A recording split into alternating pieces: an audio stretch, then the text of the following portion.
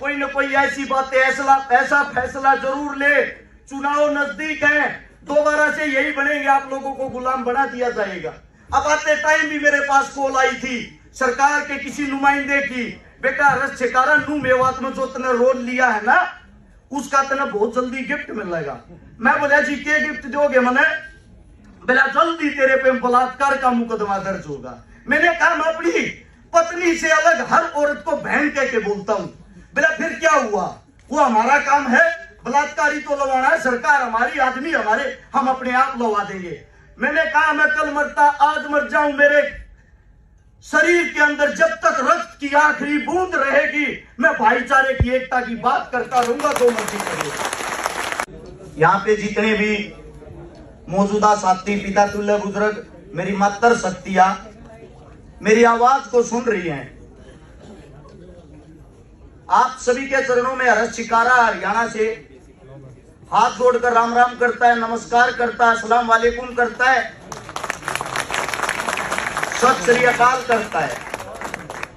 आज मैं भाषण नहीं देना चाह रहा, आज मेरे समाज की यहाँ पे सरदारी बैठी है और उस सरदारी से मैं अपना दुख प्रकट करना चाह रहा हूं। मैं आज से 3 दिन पहले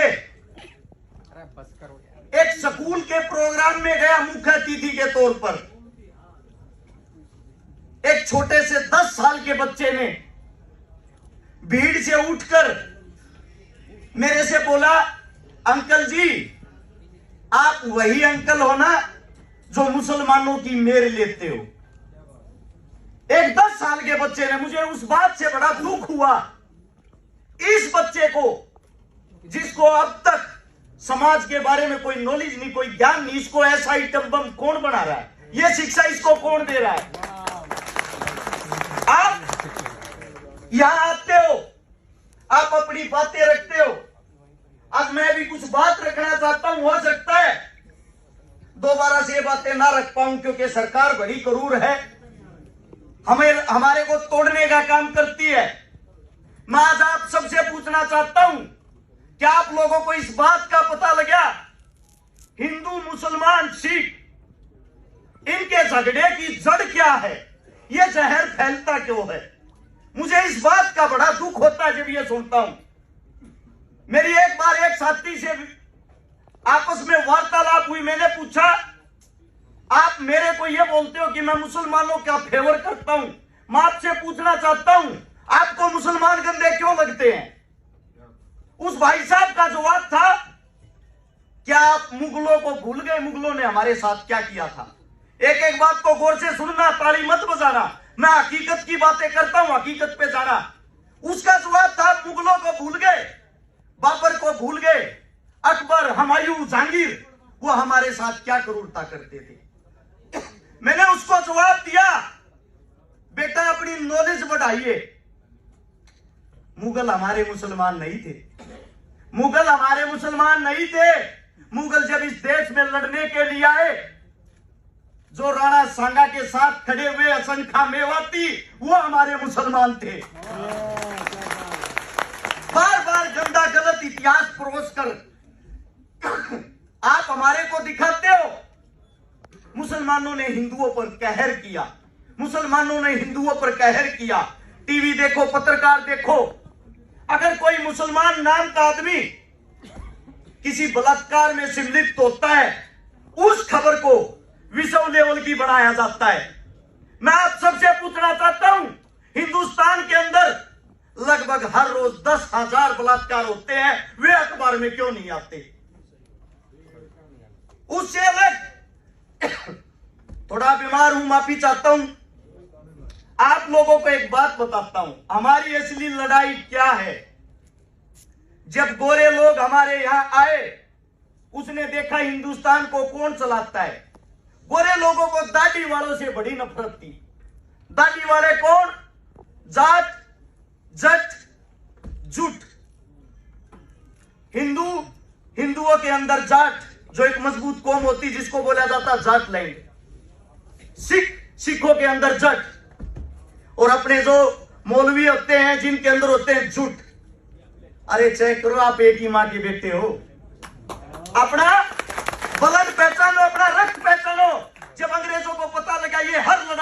साथ इकट्ठे होकर लड़ते हैं। सिर्फ यही वो बुलंद आवाज, इनको तोड़ा कैसे जाए। आप लोगों को तोड़ने के लिए प्रायोजित दंगा कराया गया 1947 में, हिंदू पाकिस्तान का नाम देकर। जो आप लोग इस हिंदुस्तान की मिट्टी के लिए 47 से पहले एक होकर लड़े थे, आप लोगों के बीच में ऐसे आइटम बम अंग्रेजों ने तैयार कर दिए, एक दूसरे के खून के प्यासे हो गए, एक दूसरे की बहन बेटी की इज्जत लूटने लग गए। लाखों लोगों की ट्रेन यहां से भरकर मुसलमानों की पाकिस्तान जाती है खून से लथपथ, पाकिस्तान से हिंदुओं की ट्रेन भर के यहां आती है हिंदुस्तान में। उनको लड़वाने वाला कौन था, मरवाने वाला कौन था, मिटवाने वाला कौन था? कोई हिंदू मुसलमान नहीं, ये हिंदुस्तान की गंदी सियासत और राजनीति। आप लोगों को तोड़ा गया। जो हमारा पंजाब मजबूत था, हिंदुस्तान पे जो राज करता था, उसका उस बदले में 60% हिस्सा पाकिस्तान में चला गया। आप लोग 40% रह गए, भाई को भाई से अलग कर दिया गया। अलग करने के बाद उन्होंने देखा आज भी ये इस मुल्क को चलाने की हिम्मत रखते, इनको और तोड़ो। पंजाब को तोड़ के उसके अंदर से हिमाचल निकाल दिया, उसके अंदर से हरियाणा निकाल दिया, फिर भी आप लोग मजबूती के साथ दिखाई दिए। उनमें सबसे मजबूत रहा सिख। 1984 के दंगों के दौरान सिखों को इतना बदनाम कर दिया गया कि पगड़ी वाला आतंकवादी होता है। उसके बाद बचता है मुसलमान, जो आज इस पीड़ा को झेल रहा है। उसके बाद बचता है जाट, जो 2016 के जाट आरक्षण के दौरान जातीय दंगों को करा के आप लोगों को भी बदनाम कर दिया गया। हमारे हरियाणा का सीएम कौन है, उसके नाम को जानते हो आप? खट्टर। कहां से आते हैं खट्टर, कहां के थे? पाकिस्तान में रहने वाले, जो प्यार से हमने अपने हिंदुस्तान के मुल्क में रखे, पाकिस्तान से हिंदुस्तान में हमने बसाया। और आज जब हम आंदोलन करते हैं, वो हमारे को पाकिस्तानी कहते हैं, जो हमारे सीएम खुद वहां के थे। इस देश का दुर्भाग्य है। मैं बार बार एक बात कहता हूं, नरेंद्र मोदी साहब, जो खुद एक तेली जाति से संबंध रखते हैं, तेली जाति किसके अधीन आती है, किसके अंदर आती है? और आप इस देश को आपस में हिंदू मुसलमान करवा के लड़वाते हो। जिस धरती पर आज आप बैठे हो, जहां पे इस दिल्ली के अंदर जब ये पगड़ियां, ये टोपियां और ये दाढ़ी वाले एक थे, ये दिल्ली हमारी दुल्हन होती थी। आज बड़ा दुख है, दिल्ली को कौन चला रहे? जो दिल्ली के दरबारों में झाड़ू पोछा करते थे, उनके लोग कहां चले गए वो असली मालिक? क्योंकि कोई भी प्रोग्राम करवा लो, वहीं राजनीति घुस जाती है। मुझे दुख है, जब हम किसी पीड़ा को झेलते हैं, हम अकेले होते हैं, उस संघर्ष में हमारे खिलाफ हमारे अपने लोगों को कर दिया जाता है।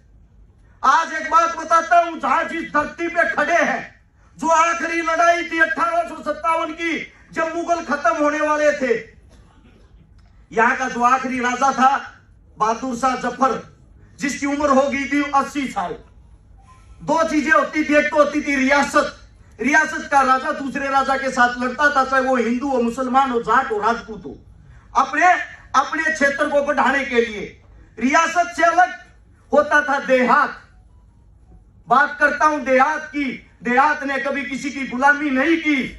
आप वही देहाती लोग हो जिसने किसी की गुलामी नहीं की। सबसे बड़ी फौज आप लोगों की होती थी, जेड़ी फरसे गंडासे से अच्छी अच्छी सल्तनत कांपती थी। जब बहादुर शाह जफर को अंग्रेज कैद करने के लिए आए, वही राजा जिससे हिंदुस्तान हिलता था, वही मुगल पूत भागकर दिल्ली के जिस पृथ्वी पे, जिस कोने पे आप बैठे हो, यही गांव था छोटा सा, जिसका नाम था मालचा। मालचा गांव की शरण में आता है। उस वक्त भी हमारी 360 खाप होती थी, 360 खाप के प्रधान के पास, और ये कहता है मेरी जान बचा लो, मैंने जो कुछ किया उसको भूल जाओ, आज हम सब हिंदुस्तानी एक हिंदुस्तान के लिए लड़ो। ये बात सुनकर आप लोग, वो वर्द हो, वो बुजुर्ग हो, आप लोगों का इतना बड़ा दिल है। उस दुश्मन को आप लोगों ने सफेद पगड़ी बांध दी, सफेद कपड़े पहना दिए, और बहादुर शाह को बीच में खड़ा करके 360 खाप ने ऐलान किया, ये हिंदुस्तान का राजा है। अगर अंग्रेजों ने इसकी पगड़ी को छुआ, सब कुछ काट के रख देंगे, नरक बना देंगे तुम्हारे जीवन को। अंग्रेजों सुन लेना, अंग्रेजों को इस बात का पता लगा, अंग्रेज भी कांप गए, देहात से वो भी कांपते थे। आप लोग आजाद होने से पहले भी आजाद थे, गुलाम आप नहीं थे। अंग्रेज भी ऐसे ही कुर्सियों पर बैठते थे जैसे आज बीजेपी और कांग्रेस बैठती है। इतने ही गुलाम थे जितने आज हो, पहले कम थे, आज ज्यादा हो रहे हो, आज इस वक्त ज्यादा हो रहे हो। जब बहादुर शाह जफर गया, जाने के बाद अंग्रेजों को पता लगा, उनसे मिलके आया है, उसकी जान बकस दी आप लोगों के डर के कारण। मैं आप लोगों से इतना ही कहना चाहता हूं, जिस तरह आप लोग मजबूत हो गए, अपने बच्चों को पहचान लिया, अपने बच्चों को मजबूत कर दिया। आप लोगों को हराने वाला कोई नहीं है। आप लोगों की मानसिकता गुलाम हो गई है, मानसिकता। एक प्रजापति कुमार ने 5 गधे बांध रखे, छठे गधे को बांधा नहीं, उसके पास रस्सी नहीं थी, उसके ऊपर से ऐसे हाथ घुमाकर खूंटे की तरफ कर दिया। सुबह जब गधों को खोलता, चारों गधे खोलते ही भाग लेते हैं। जिस गधे को बांधा नहीं वो वही बंधा रहा, वो गया ही नहीं कहीं। प्रजापति डंडा उठाता है, 3 दिन पीटता है उसको, वो 3 दिन तक वहां से नहीं हिलता। चौथे दिन प्रजापति के दिमाग में एक बात याद आई कि आपने इसके ऊपर से वैसे हाथ फिराया था। जब उसके ऊपर से वैसे ही हाथ फिराया, गधे ने सोचा तेरी भी रस्सी खुल गई, गधा तुरंत तोड़ दिया। वही गुलामी की जंजीरें आपके पैरों में है। सन 1700 में जब अंग्रेजों ने पहली बार आपके राजा को हराया, हिंदू मुसलमान सिख सब खड़े खड़े, लाखों आदमियों की भीड़, जब वे विजयी जुलूस निकाल रहे थे, अंग्रेज आप लोगों को देख रहे थे। अंग्रेज आपके बीच से जुलूस निकालते हैं, वहां लाखों हिंदुस्तानी उस जुलूस को देखते हैं, और उस जुलूस को देखकर जो हमारा राजा हार रहा था, उसकी हार पर हम तालियां बजाते हैं हिंदुस्तानी। अंग्रेज अपनी किताब में लिखता है हमारी संख्या 3000 थी, तालियां बजाने वालों की संख्या 3 लाख। एक आदमी एक पत्थर मारता, हिंदुस्तान कभी गुलाम नहीं होता। हमें दुख है इस बात का। आज भी आप लोगों के हाथ में सत्ता है, आज भी आप लोग ताकतवर हो। बाबा साहब भीमराव अंबेडकर ने तलवार की जगह आपको उंगली की आजादी दी है। इस उंगली से बड़े राजा का विनाश कर सकते हो।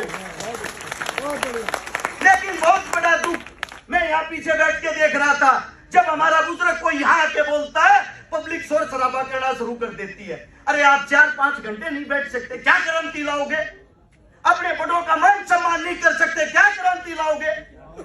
सबसे पहले आप सभी को एक ही बात कहूंगा, ये तो नफरत का जहर हमारे बच्चों के अंदर फैला है, उस पर विचार विमर्श करें कैसे रोका जाए। सोशल मीडिया पर हिंदू मुसलमान करने वालों की उम्र गारंटी देता हूं किसी एक की भी 30 साल से ऊपर नहीं है। 15 साल से 30 साल के बच्चे, क्योंकि उन्होंने किताबों को पढ़ा है, टीवियों को देखा है, उन्होंने जमीन पर संघर्ष करके धरातल को नहीं पढ़ा, उन्होंने अपने बुजुर्गों को नहीं पढ़ा। मेरे से एक मौलवी साहब कह रहे थे अभी प्रोग्राम में नौर में, हर्ष बेटा कितना पढ़ा है? मैंने मौलवी साहब को कहा मौलवी साहब पढ़ा हुआ तो नहीं, ऊपर कढ़ा हुआ हूं। हर रोज अपने बुजुर्गों से नई नई बातें सीखता हूं, अपने बुजुर्गों से सुनता हूं, और वही आप लोगों के बीच में बताता हूं। मैं इस पंचायत के अंदर हाथ जोड़ के अपने जो आखिरी शब्द है वो यही कहता हूं, जो भी माइक पर बोले बुजुर्गों का मान सम्मान रखे, इनके कद का मान सम्मान रखे। आप इनका मान सम्मान नहीं करोगे तो कौन करेगा? चाहे वो कितनी भी देर बोले, उसकी बात को समझने की कोशिश करें। दूसरी बात, कोई न कोई ऐसी बातें ऐसा फैसला जरूर ले। चुनाव नजदीक है, दोबारा से यही बनेंगे, आप लोगों को गुलाम बना दिया जाएगा। अब आते टाइम भी मेरे पास कॉल आई थी सरकार के किसी नुमाइंदे की, बेटा रस छिकारा नू मेवात में जो तने रोल लिया है ना, उसका तने बहुत जल्दी गिफ्ट मिलेगा। मैं बोला जी क्या गिफ्ट दोगे? मैंने बोला जल्दी तेरे पे बलात्कार का मुकदमा दर्ज होगा। मैंने कहा मैं अपनी पत्नी से अलग हर औरत को बहन कह के बोलता हूँ। बोला फिर क्या हुआ? वो हमारा काम है, बलात्कारी तो लवाना है, सरकार हमारी, आदमी हमारे, हम अपने आप लवा देंगे। मैंने कहा मैं कल मरता आज मर जाऊं, मेरे शरीर के अंदर जब तक रक्त की आखिरी बूंद रहेगी, मैं भाईचारे की एकता की बात करता रहूंगा, जो मर्जी करिए।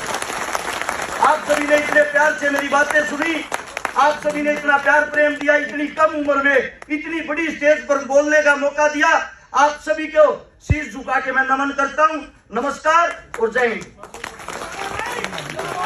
बहुत बहुत शुक्रिया। हर्ष भाई, बड़ा हर्ष हो रहा है कि आपने अपनी अल्फाजों में बहुत अच्छे अंदाज में पेश किया।